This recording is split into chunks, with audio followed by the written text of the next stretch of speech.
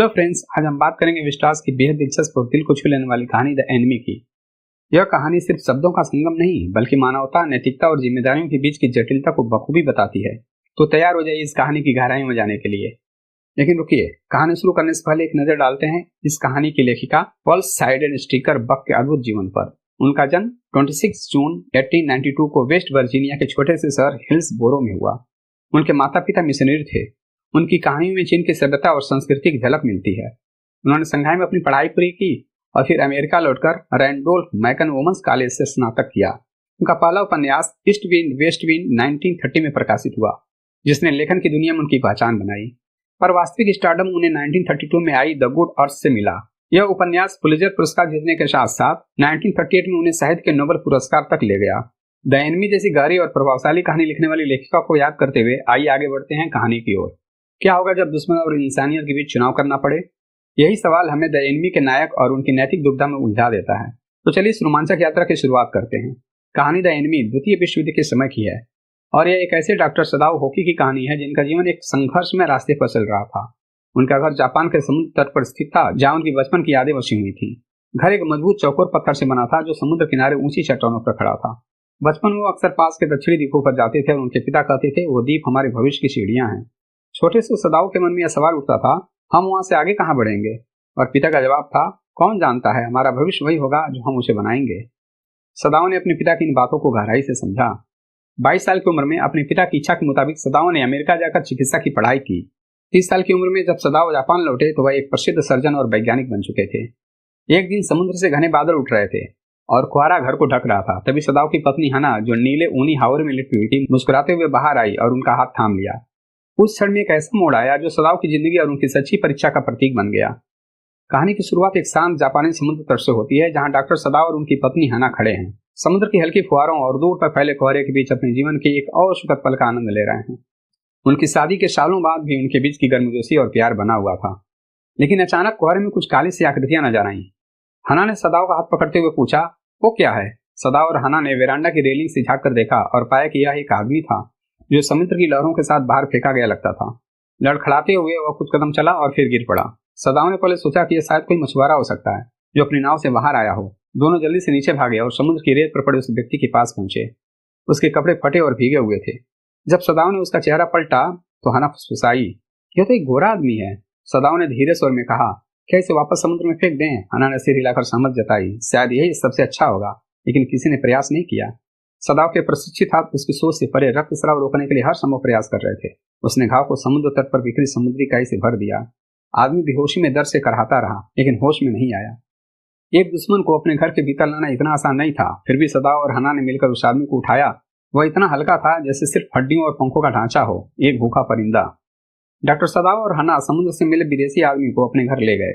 यह घर सदाओ के स्वर्गीय पिता का था। सदाओ ने उस आदमी को गहरे मेड़ से ढकी हुई जमीन पर लिटा दिया। हना ने कहा, यह कितना गंदा है। सदाओ ने कहा, हमें इसे धोना पड़ेगा, तुम गर्म पानी लाओ, मैं इसे साफ कर दूंगा। लेकिन हना घबरा कर बोली, मैं तुम्हें इसे छूते हुए नहीं देख सकती, मैं नौकरों को बुलाती हूँ। सदाओ ने यूमी को बुलाने को कहा, लेकिन तभी उसका ध्यान उस आदमी के पीले चेहरे और मुरझाई हालत पर गया। सदाओ ने नब्ज चेक की, जो धीमी थी लेकिन चल रही थी। उसने ठंडे सीने पर हाथ रखा और महसूस किया कि दिल की धड़कन अब भी थी। सदाओ ने कहा, यह जिंदा है, लेकिन अगर सर्जरी नहीं की गई तो यह जिंदा नहीं रहेगा। हना डरते हुए बोली, इसे बचाने की कोशिश मत करो, अगर ये बच गया तो? सदाओ ने शांत स्वर में उत्तर दिया, अगर ये मर गया तो? सदाओ और हना को यह देखकर हैरानी हुई कि इतनी गंभीर चोटों के बावजूद वह आदमी अभी तक जिंदा था। सदाओ ने कहा कि यह शायद 25 साल का भी नहीं होगा और ऑपरेशन से उसकी जान जाने का खतरा हो सकता है, लेकिन उसे बचाने के लिए कुछ तो करना पड़ेगा। सदाओ कमरे से बाहर निकले और हना उनके पीछे पीछे चली, क्योंकि वो उस आदमी के साथ अकेले नहीं रहना चाहती थी। हना ने यूमी को आवाज दी और फिर बच्चों के पास जाकर कुछ समय बिताया। बाद में यूमी को वह घायल व्यक्ति को दिखाने के लिए कमरे की ओर चल पड़ी। हना ने यूमी से जल्दी से गर्म पानी लाने को कहा और दरवाजे की स्लाइड खोल दी, लेकिन सदाओ अभी तक वहां नहीं पहुंचे थे। पुराना माली, जो घर का नौकर भी था, घबराकर बोला, मालिक को इस गोरे आदमी का इलाज नहीं करना चाहिए, यह आदमी मर जाना चाहिए। उसने कहा कि पहले उसे गोली लगी थी, फिर समुद्र ने उसे जख्मी कर दिया और अगर सदाओ इन घावों को ठीक करेंगे तो यह बदला ले सकता है। हना ने उसे विनम्रता से जवाब दिया, मैं उन्हें यह बात बता दूंगी, लेकिन अंदर से वह भी डर रही थी।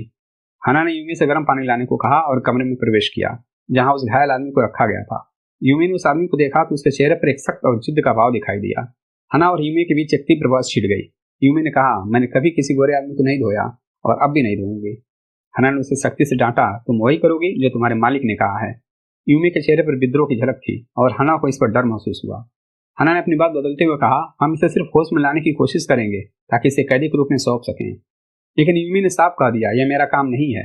हना ने अपनी आवाज को नरम करते हुए कहा, ठीक है, तो तुम वापस अपने काम पर जाओ, और खुद उस घायल आदमी के साथ अकेली रह गई। हना ने उस आदमी को धोने के लिए साहस जुटाया और उसके ऊपर से गंदगी हटाने लगी। उसने महसूस किया कि उसकी त्वचा शायद कभी बहुत मुलायम रही होगी, लेकिन अब यह कठोर हो गई थी। उसने उसे पूरी तरह से साफ किया, लेकिन उससे पलटने की हिम्मत नहीं हुई। असहज होकर उसने सदाओ को पुकारा। वह दरवाजे पर ही खड़े थे, सर्जरी का बैग और कोट पहने हुए। हना ने चौंक कर पूछा, क्या आपने ऑपरेशन करने का फैसला कर लिया? सदाओ ने संक्षेप में जवाब दिया, हाँ, और फिर अपने उपकरण व्यवस्थित करने लगे। सदाओ ने हना को तौलिया लाने का आदेश दिया और वह चिंता में डूबी हुई चली गई। जब वो तौलिया और पुराने मैट्स लेकर वापस लौटी तो उसने देखा कि जख्म से रिसकर खून पहले ही मैट में समा चुका था। हना ने निराशा से कहा, ओह मैट, और सदाओ ने बेपरवाही से जवाब दिया, हाँ, यह खराब हो गया। फिर उसने हना से कहा, मुझे इसे पलटने में मदद करो, और हना बिना किसी प्रतिवाद के मदद करने लगी। सदाओ ने तत्परता से उस आदमी की पीठ धोनी शुरू की। हना ने हल्के से कहा, यूमी ने इसे धोने से मना कर दिया, और सदाओ ने बिना रुके पूछा, तो तुमने धोया? हना ने कहा, हाँ, लेकिन सदाओ ने इसे अनदेखा कर दिया और अपने काम में व्यस्त हो गए। सदाओ ने हना को एनेस्थेटिक देने का आदेश दिया। हना चौंकी, मैं? लेकिन सदाओ ने बिना देर किए कहा, यह बहुत आसान है। जैसे ही सदाओ ने घाव से पट्टियां हटाई, खून बहने लगा। उसने घाव का निरीक्षण किया और कहा, गोलियां अभी भी अंदर हैं। यह देखने की बात है कि घाव कितना गहरा है। अगर ज्यादा गहरा नहीं है तो शायद मैं गोली निकाल सकता हूँ, लेकिन रक्तस्राव गंभीर है। इस सब के बीच हना घबराहट महसूस करने लगी। उसकी पीली पड़ती रंगत देखकर सदाओ ने तुरंत उसकी ओर ध्यान दिया। सदाओ ने हना को गुस्से में चेतावनी दी, बेहोश मत होना, अगर मैं अभी रुक गया तो यह आदमी मर जाएगा। लेकिन हना खुद को रोक नहीं पाई और उल्टी करती हुई कमरे से बाहर दौड़ गई। बाहर बगीचे में सदाओ को उसकी उल्टी की आवाज सुनाई दी, लेकिन वो अपने काम में पूरी तरह से व्यस्त रहा, सोचते हुए कि यह उसके लिए अच्छा होगा कि उसका पेट खाली होगा। सदाओ को यह भूल गया था कि हना ने पहले कभी ऑपरेशन नहीं देखा था। उसकी असहजता और उसे सांत्वना न दे पाने की वजह से सदाओ अंदर से चिड़चिड़ा हो गया। वह सोचने लगा, इस आदमी के जीने का कोई कारण नहीं है, और इस कठोर विचार ने उसे तेजी से काम करने के लिए प्रेरित किया। घाव से खून बहते हुए घायल आदमी ने कराहना शुरू किया, लेकिन सदाओ ने अनसुना कर दिया। बुदबुदाते हुए उसने कहा, कराहो अगर तुम्हें पसंद है, मैं आनंद के लिए नहीं कर रहा हूँ। तभी दरवाजा खुला और हना फिर से अंदर आ गई। अब उसकी आवाज स्थिर थी। उसने पूछा, एनेस्थेटिक कहाँ है? सदाओ ने अपनी ठुड्डी से इशारा किया, यह अच्छा हुआ कि तुम वापस आ गई, अब यह आदमी हिलने लगा है। हना ने एनेस्थेटिक की बोतल और रुई पकड़ी और सदाओ से पूछा, लेकिन मैं इसे कैसे करूं? सदाओ ने कहा, सिर्फ रुई को गीला करो और उसे उसकी नाक के पास पकड़ो, और जब वह सांस लेने में कठिनाई महसूस करे तो इसे थोड़ा दूर कर लेना। हना जब उस घायल अमेरिकी के पास रुकी तो उसका चेहरा बहुत दर्द में था। उसे देखकर हना सोचने लगी कि क्या युद्ध के कैदियों की यातनाओं की कहानियां सच हैं? उसने अखबार में सुना था कि जापानी सेना के लोग खुशी से स्वागत करते थे, लेकिन उसे जनरल ताकिमा जैसे निर्दयी पुरुष भी याद आए जो अपनी पत्नी को मारते थे। उसने सोचा, अगर वो अपने परिवार के साथ इतना निर्दयी हो सकता है तो दूसरों के साथ कैसा व्यवहार करेगा। हना ने आशंका जताई कि यह युवा अमेरिकी यातना से गुजरा होगा। जब उसने उसके कान के नीचे गहरे लाल निशान देखे तो उसने सदाओ से कहा, ये निशान? लेकिन सदाओ ने कोई प्रतिक्रिया नहीं दी, क्योंकि उसका ध्यान पूरी तरह से ऑपरेशन पर था। वो अपने काम में पूरी तरह से डूबा हुआ था।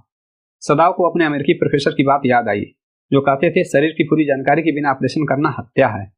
और फिर उसने सटीक तरीके से गोली निकाल दी। घायल आदमी हल्के से कांपा, लेकिन वह बेहोश था। वह बुदबुदाया, गर्स, उन्होंने मेरे गर्स ले लिए। हना ने चिंतित होकर सदाओ को पुकारा, सदाओ, लेकिन सदाओ ने उसे शांत रहने को कहा। सदाओ ने उसकी नब्ज पकड़ी और कहा, यह आदमी जीवित रहेगा। जब अमेरिकी की नीली आंखें खुली तो वह घबराया हुआ था। हना ने उसे दिलासा देते हुए कहा, डरिए मत। जब उसने पूछा, तुम अंग्रेजी कैसे बोलती हो, तो हना ने जवाब दिया, मैं लंबे समय तक अमेरिका में रही थी। फिर हना ने उसे धीरे धीरे चम्मच से खाना खिलाया, उसे सांत्वना देने की कोशिश करते हुए, अब तुम जल्दी ठीक हो जाओगे। 3 दिन बाद जब सदाओ कमरे में आए तो उन्होंने देखा कि युवक बिस्तर पर बैठा हुआ था। उसके चेहरे पर थकान साफ झलक रही थी और वह पूरी तरह से रक्तहीन दिख रहा था। सदाओ ने घबराते हुए कहा, लेट जाओ, तुम मरना चाहते हो क्या?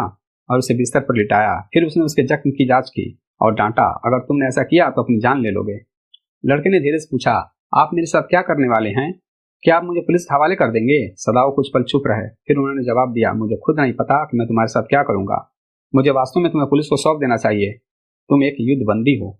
युवक कुछ बोलने ही वाला था। नहीं, मुझे कुछ मत बताओ जब तक मैं न पूछूं। मुझे अपना नाम भी मत बताना। सदाओ ने युवक से चुप रहने का संकेत देते हुए कहा। युवक ने चुपचाप आंखें बंद कर ली और दीवार की ओर मुंह फेर लिया। सदाओ ने उसकी चुप्पी को स्वीकार करते हुए कहा, ठीक है। लेकिन उस बातचीत में कड़वाहट थी। सदाओ जब कमरे से बाहर आए तो उन्होंने देखा कि हना बाहर उनका इंतजार कर रही थी और उसकी चिंता चेहरे पर साफ थी। हना ने बताया कि यूमी ने कहा कि नौकरों को लगता है कि अगर वो उस घायल अमेरिकी को और छुपाते हैं तो वे वहां नहीं रुकेंगे। नौकरों को यह डर था कि सदाओ और हना अमेरिकियों से अधिक जुड़ा महसूस कर रहे हैं, क्योंकि उन्होंने लंबे समय तक अमेरिका में समय बिताया था। सदाओ ने कड़क स्वर में कहा, यह सच नहीं है, अमेरिकी हमारे दुश्मन है, लेकिन मेरी ट्रेनिंग मुझे सिखाती है कि अगर मैं किसी की जान बचा सकता हूँ तो मुझे उसे मरने नहीं देना चाहिए। हना ने चिंतित होते हुए कहा कि नौकर इसे नहीं समझ सकते। सदाओ ने उसकी बात से सहमत जताई, लेकिन दोनों के पास आगे कुछ कहने को नहीं था। घर का कामकाज चलता रहा, लेकिन नौकरों का व्यवहार बदल चुका था। उनकी शिष्टता तो बनी रही, लेकिन उनकी आंखों में अब ठंडक और संदेह था।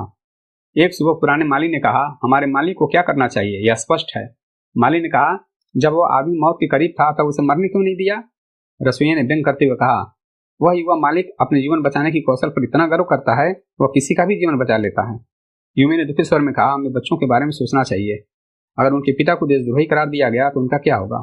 यह चिंता हना के दिल में घर कर गई, जो बगीचे में फूलों को सजा रही थी। वह जानती थी कि यूमी सही कह रही थी, लेकिन फिर भी कुछ हिस्सा था जिसे वह खुद नहीं समझ पा रही थी।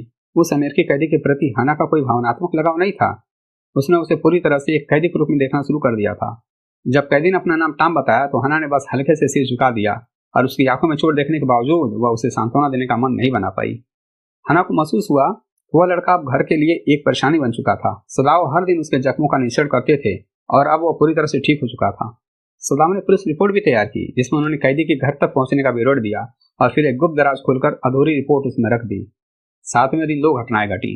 सुबह नौकरों ने घर छोड़ दिया, उनके सामान कपड़े में बंधे हुए थे। जब हना उठी तो उसने देखा कि घर में कोई काम नहीं हुआ था। वह घबराई हुई थी, लेकिन गृह स्वामिनी होने के नाते अपना गर्व दिखाने से नहीं चूकी। जब रसोइया और माली, जो सदाओ के पिता के समय से उनके साथ काम कर रहे थे, रसोई में आए तो हना ने उन्हें विनम्रता से धन्यवाद कहा और आभार व्यक्त किया। वे रो रहे थे, लेकिन हना ने आंसू नहीं बहाए। यूमी बच्चों के बारे में बहुत दुखी थी। उसने हना से कहा, अगर बच्चा मुझे याद करे तो मुझे बुला लेना, मैं अपने घर जा रही हूँ, तुम जानती हो कि वो कहाँ है। उसकी आवाज में गहरी उदासी थी। हना ने मुस्कुराकर धन्यवाद कहा, लेकिन उसने खुद से ठान लिया कि चाहे बच्चा कितना भी रोए, वह यूमी को वापस नहीं बुलाएगी। दिन की शुरुआत सामान्य रूप से हुई। हना ने नाश्ता तैयार किया और सदाओ ने बच्चों की देखभाल में मदद की, लेकिन दोनों ने नौकरों के बारे में बात नहीं किया। जब हना कैदी को सुबह का खाना देने गई तो वह सदाओ से पूछ बैठी, हम यह क्यों नहीं समझ पा रहे हैं कि हमें क्या करना चाहिए? यह तो नौकर भी समझते हैं कि हमें क्या करना चाहिए, हम जापानियों से भिन्न क्यों हैं? सदाओ ने जवाब नहीं दिया। कुछ देर बाद सदाओ उस कमरे में गए जहाँ कैदी था, और सीधे बोले, आज तुम खड़े हो सकते हो, लेकिन सिर्फ 5 मिनट तक। लड़का डरा हुआ था, फिर भी उसने झिझकते हुए कहा, डॉक्टर आपने मेरी जान बचाई, धन्यवाद। सदाओ ने ठंडे स्वर में उत्तर दिया, मुझे इतनी जल्दी धन्यवाद मत दो। फिर उसने गर्दन पर मौजूद दागों को देखते हुए कुछ देर के लिए चुप हो गए और कोई सवाल नहीं किया। दोपहर को हना ने एक संदेशवाहक को दरवाजे पर आते देखा। घबराहट में उसकी सांस रुक गई और उसे लगा कि नौकरों ने सब कुछ बता दिया है। हना दौड़ते हुए सदाओ के पास पहुंची, लेकिन शब्द नहीं निकाल पाई। इस दौरान संदेशवाहक बगीचे से अंदर आया। सदाओ ने संदेशवाहक की वर्दी देखी और समझ लिया कि कुछ गंभीर बात है। संदेशवाहक ने कहा, आपको महल जाना है, बूढ़े जनरल को फिर से दर्द हो रहा है। हना ने राहत महसूस करते हुए कहा, क्या इतना ही है? पर संदेशवाहक चौंकते हुए बोला, क्या यह पर्याप्त नहीं है? हना ने खेद जताया और सब सामान्य लगने की कोशिश की।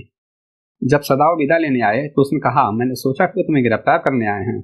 सदाओ ने उसकी चिंतित आंखों में देखते हुए कहा, तुम्हारे लिए मुझे इस आदमी से छुटकारा पाना होगा, किसी भी तरह। महल में जनरल ने कहा कि वह सदाओ की स्थिति को समझते हैं। उनकी अमेरिकी शिक्षा ने उन्हें सदाओ की प्रतिभा को पहचानने में मदद की थी। जनरल ने यह भी कहा कि वह सदाओ को खोने का जोखिम नहीं उठा सकते, क्योंकि वह उनकी जीवन रेखा है। हालांकि जनरल ने प्रस्ताव दिया कि कैदी को चुपचाप खत्म कर दिया जाए। उन्होंने कहा कि उनके निजी हत्यारे यह काम कर सकते हैं और कोई शोर भी नहीं होगा। सदाओ ने इस योजना पर सहमति जताई, यह सोचते हुए कि वह समस्या से मुक्त हो जाएगा। लेकिन उसने हना को इसके बारे में कुछ नहीं बताने का निश्चय किया, क्योंकि वह हत्यारों की उपस्थिति से डर सकती थी। लेकिन जब सदाओ घर लौटे तो उन्होंने देखा कि अमेरिकी बिस्तर पर नहीं था, बल्कि वह बगीचे में जाने की तैयारी कर रहा था। सदाओ ने घबराते हुए पूछा, तुम्हें कमरे से बाहर जाने की अनुमति किसने दी? अमेरिकी ने हंसते हुए कहा, मुझे अनुमति का इंतजार करना नहीं आता, मैं अब ठीक महसूस कर रहा हूँ। आप जैसे जापानी से न मिलता तो मैं आज जिंदा नहीं रहता। अगर सारे जापानी आप जैसे होते तो शायद युद्ध नहीं होता।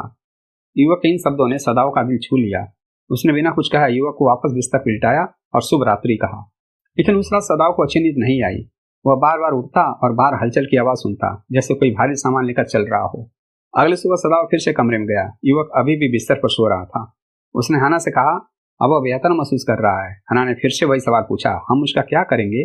सदाओ ने जवाब दिया, मैं अगले 2 दिनों में फैसला कर लूंगा। लेकिन उसका मन कह रहा था अगली रात ही वह रात होगी। उस रात तेज हवा चल रही थी और बगीचे में शाखाओं की चरमराहट और हवा की आवाजें सुनाई दे रही थी। हना जाग गई और बोली, क्या हमें बीमार आदमी का दरवाजा बंद कर देना चाहिए? सदाओ ने जवाब दिया, नहीं, अब वो खुद ऐसा करने में सक्षम है। लेकिन अगली सुबह अमेरिकी अभी भी वहीं था। तीसरी रात सदाओ ने ठान लिया था कि अब सब कुछ समाप्त करना है। रात की हवा में हल्की बारिश हो रही थी और बगीचे में बारिश की बूंदों और नालों की आवाज गूंज रही थी। सदाओ थोड़ी बेहतर नींद सो रहा था, लेकिन तभी एक भारी आवाज आई और वो घबराकर बिस्तर से कूद पड़ा। हना ने डरते हुए पूछा, यह क्या था? उनका बच्चा भी रोने लगा। हना ने कहा, मुझे जाकर देखना चाहिए, लेकिन सदाओ ने उसे रोकते हुए कहा, मत जाओ। हना डर गई और दोनों चुपचाप बिस्तर पर लौट आए। अगली सुबह जब सदाओ ने मेहमान के कमरे का दरवाजा खोला तो अमेरिकी जवान खुश और तंदुरुस्त दिख रहा था। उसने अपनी दाढ़ी बना ली थी और उसके गालों में हल्का रंग लौट आया था। वह अब पूरी तरह ठीक महसूस कर रहा था। युवक ने खुश होकर कहा, मैं ठीक हूँ। सदाओ, जो अब थका हुआ महसूस कर रहा था, उसने सोचा, अब मैं और एक रात नहीं बिता सकता। उसने धीरे से युवक से कहा कि वह अब उस छोटे से द्वीप पर जा सकता है जो पास ही है, ताकि कोई उसकी मौजूदगी के बारे में न जान सके। इस पर कोई नहीं रहता क्योंकि यह द्वीप तूफान में डूब जाता है। युवक सब कुछ समझ गया। उसने पूछा, क्या मुझे जाना होगा? सदाओ ने जवाब दिया, तुम्हारा यहाँ होना अब छुपा नहीं रह सकता। युवक ने धीरे से कहा, ठीक है। सदाओ ने अमेरिकी युवक के लिए सब कुछ तैयार कर दिया था। शाम को उसने नाव पानी में डाल दी, उसमें खाना पानी और चादरें रखी और उसे एक खंभे से बांध दिया। फिर घर लौटकर उसने युवक की तबीयत की जांच की। युवक ने कहा, आप फिर से मेरी जान बचा रहे हैं। बिल्कुल नहीं, सदाओ ने कहा, यह सिर्फ असुविधाजनक हो गया है। सदाओ ने युवक को एक छोटी सी टास्क दी जिसे वह रात में इस्तेमाल करता था। अगर तुम्हारा खाना खत्म हो जाए और तुम नाव का इंतजार कर रहे हो तो सूर्यास्त के समय 2 बार टार्च चलाना। अगर तुम ठीक हो और फिर भी वहां हो तो एक बार सिग्नल देना। युवक ने सिर हिलाया और कहा, ठीक है। फिर उसे जापानी कपड़े पहनने को कहा और सुनहरे बाल को काले कपड़े से ढक दिया। युवक बिना कुछ कहे सदाओ का हाथ गर्मजोशी से थामा और फिर कमरे से बाहर निकलकर बगीचे में अंधेरे में कदम रखा। सदाओ ने उसकी टार्च की झपकती रोशनी को देखा, फिर शांत भाव से पर्दा बंद किया और सोने चला गया। एक सप्ताह बाद जनरल से बातचीत करते हुए सदाओ ने बताया कि युवक भाग चुका था। जनरल ने याद किया कि उसने पहले कहा था कि उसे मार डाला जाएगा, लेकिन अब जनरल ने स्वीकार किया कि वह खुद अपनी चिंता में था और सदाओ की बातों को भूल गया था। सदाओ ने जनरल को भरोसा दिलाया कि यह बात बाहर नहीं जाएगी। तुम अच्छे आदमी हो, जनरल ने धीरे से कहा और अपनी आंखें बंद कर ली। तुम्हें पुरस्कृत किया जाएगा। उस रात सदाओ समुद्र के उजले पानी में उस काले धब्बे को खोजते हुए अपने इनाम को महसूस कर रहे थे। समुद्र में कहीं कोई रोशनी नहीं थी और द्वीप पूरी तरह से सुनसान था। उसका कैदी हुआ युवक अब शायद सुरक्षित था, क्योंकि सदाओ ने उसे कोरियाई मछली पकड़ने वाली नाव का इंतजार करने के लिए कहा था। कुछ समय के लिए सदाओ बरामदे में खड़ा रहा, समुद्र की ओर देखता हुआ, और अचानक उसे सफेद चेहरों की याद आई। उसे अपने प्रोफेसर बोरिंग आदमी और उनकी पत्नी को याद किया, जो मदद करने की कोशिश करते हुए भी चुप नहीं रहती थी। फिर उसे अपने पुराने एनाटॉमी शिक्षक का चेहरा याद आया, जो हमेशा छुरे से दया की बात करता था, और अपनी गंदी मकान मालकिन, जो उसे अमेरिका में रहने के लिए मुश्किल से जगह देती थी, का चेहरा भी याद आया। इन यादों भी सदाओ को यह महसूस हुआ कि वह हमेशा अपने जापानी होने के कारण अमेरिकियों से भेदभाव महसूस करता था और खुद को उनसे श्रेष्ठ समझता था। उसने उस घृणित महिला से नफरत की जो एक बार फ्लू में उसकी देखभाल की थी। अंत में उसने अपने कैदी के थके हुए सफेद चेहरे को याद किया, जिसे वह घृणित समझता था, और मन ही मन सोचा, अजीब है, मैंने उसे मार क्यों नहीं दिया। तो ये थी डॉक्टर सदाओ की कहानी, जिसने हमें मानवता, नैतिकता और जिम्मेदारियों के बीच की जटिलताओं को सोचने के लिए मजबूर किया। अगर आप उनकी जगह होते तो क्या करते? क्या आप अपने सिद्धांतों से समझौता करते या अपने दिल की सुनते? अपने विचारों को कमेंट बॉक्स में जरूर साझा करें। अगर आपको ये वीडियो पसंद आया हो तो इसे लाइक करें और द ग्रामर इसको सब्सक्राइब करना न भूलें। हम अगले वीडियो में और भी रोचक सवालों और विचारों के साथ वापस आएंगे। धन्यवाद।